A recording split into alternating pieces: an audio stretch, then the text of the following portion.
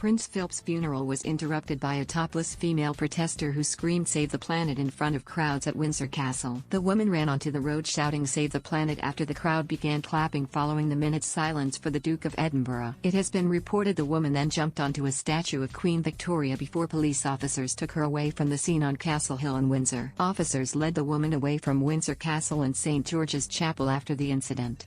The protesters sprang out from the crowd onto the road as the 1-minute silence concluded. She managed to evade police until eventually led away. As she was led away, she shouted multiple times, "Save the planet." At 3 p.m. there was a minute's silence for Prince Philip across the nation. The whole of the United Kingdom fell silent for a minute of reflection ahead of Prince Philip's funeral at Windsor Castle. Pupils at the Duke of Edinburgh's former school, Gordonstoun School, in northern Scotland stood in silence for Prince Philip. The Gordonstoun School bell tolled slowly to mark the start of a minute's silence for Prince Philip, and a Scottish piper played bagpipes. Coronavirus restrictions have seen that fewer people were able to gather in Windsor to mark the occasion of the Duke's funeral. However, local residents praised the royal family for setting an example by following coronavirus lockdown restrictions.